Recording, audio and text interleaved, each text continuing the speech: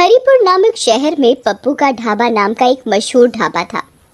ये ढाबा इतना मशहूर था कि आसपास के सभी लोग खाना खाने के लिए आते थे। उस ढाबे का खाना जो एक बार खा लेता तो उसका स्वाद भूल नहीं पाता।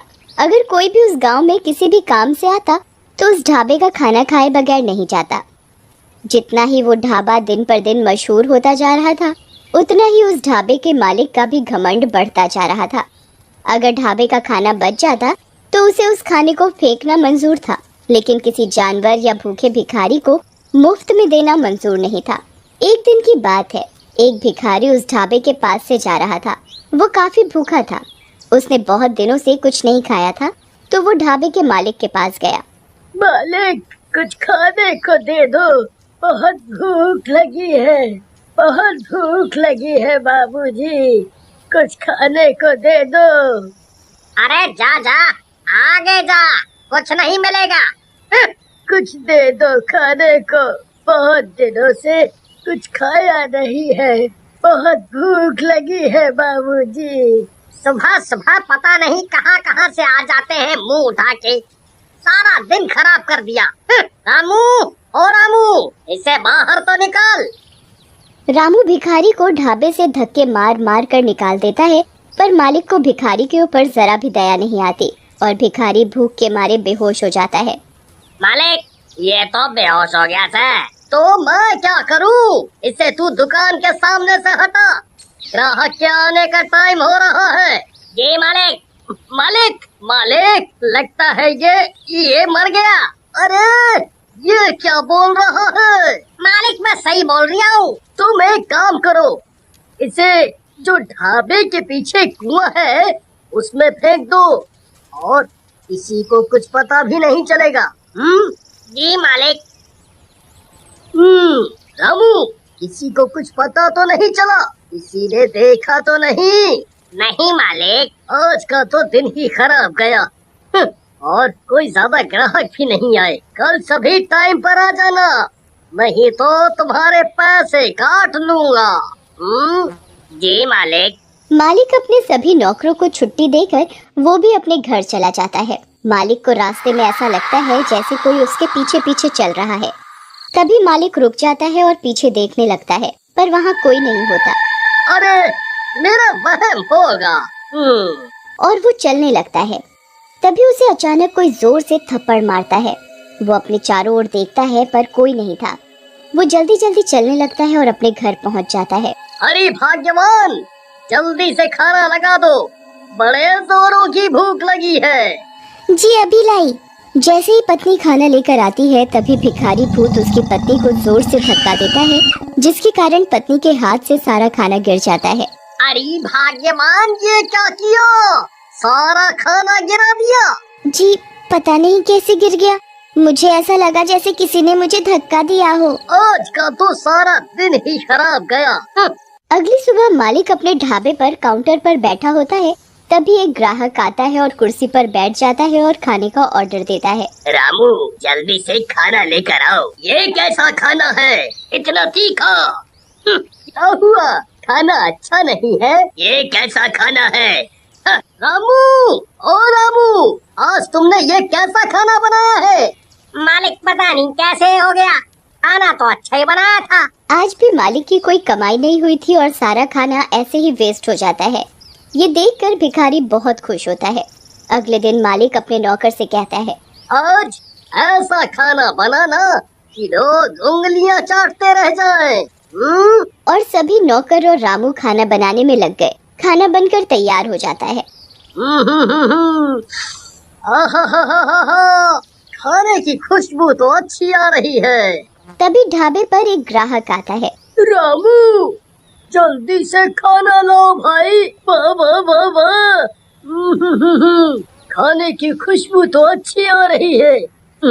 ग्राहक जैसे ही खाना खाने के लिए बैठता है, तभी उसकी थाली से अचानक रोटी गायब हो जाती है। अरे रोटी कहाँ गई? अभी तो थी। वो डर जाता है। वो रामू को आवाज लगाता है। रामू, रामू। जी साहब, क्या हो गया साहब? अरे रामू, मेरी रोटी गायब हो गई। अरे ऐसे कैसे हो सकता है साहब, आपका वहम होगा। ये सारा करा धरा भूतिया भिखारी का था। वही सब ग्राहकों को परेशान और डरा रहा था। ग्राहक डर के मारे भाग जाता है।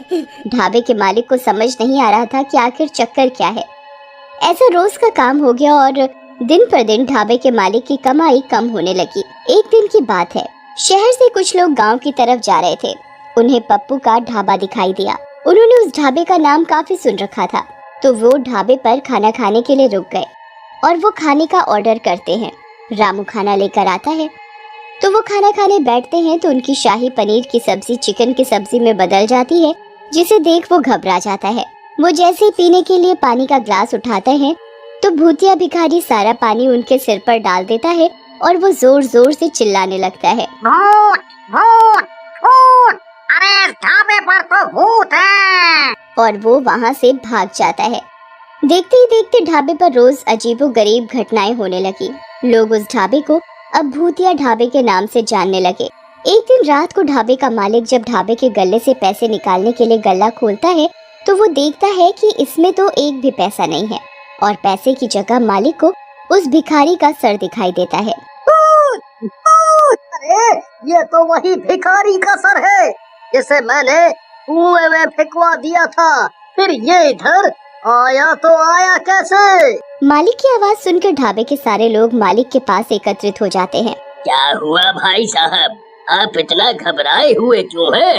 ये देखो, हमारे गल्ले में भूत है।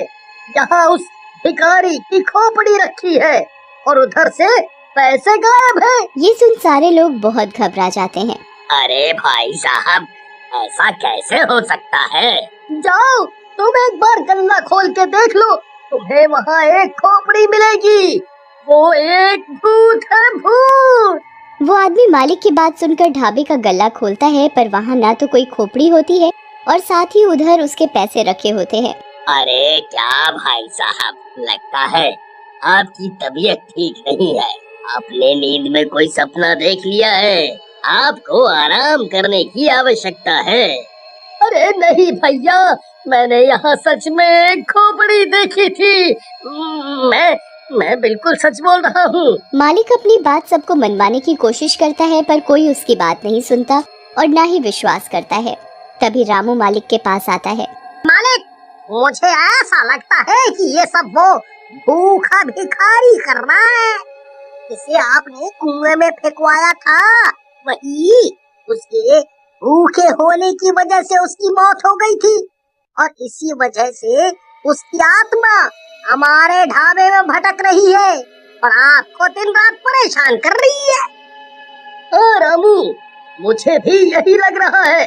तुम सही बोल रहे हो, पर अब इस बात का क्या इलाज है? तुम मुझे ये बताओ। अगर ऐसा ही चलता रहा तो मैं एक दिन पागल हो जाऊंगा और मेरा ढाबा भी बंद हो जाएगा। आप चिंता ना करिए मालिक, मैं एक बाबा को जानता हूँ। मैं आपको उनके पास लेकर चलूंगा। उनके पास हमारी परेशानी का कोई ना कोई हल जरूर होगा। ऐसा मेरा उनके ऊपर विश्वास है। मैंने उनका काफी नाम भी सुना है। वो सबकी परेशानी दूर कर देते हैं अपनी पूजा पाठ से। रामू और उसका मालिक अगले ही दिन बाबा के पास जाते हैं। वो बाबा को उधर जाकर सारी बात सच सच बताते हैं। ये तुमने क्या किया? तुमने एक भूखे भिखारी की जान ले ली। उसकी आत्मा भूख की वजह से ही तुम्हारे ढाबे में भटक रही है और तुम्हें परेशान कर रही है। बाबा जी, हमारी मदद करो, हमसे गलती हो गई। हम कभी नहीं करेंगे आगे से ऐसा। हमें माफ कर दो बाबा। बाबा अपनी शक्ति से उस भिखारी की आत्मा को बुलाता है। मुझे किसी ने परेशान किया तो मैं सबको मार डालूंगा। मुझे माफ कर दो, मुझे माफ कर दो, मुझसे गलती हो गई। मैं आगे से कभी किसी भी भिखारी को भूखा नहीं जाने दूंगा, नहीं जाने दूंगा।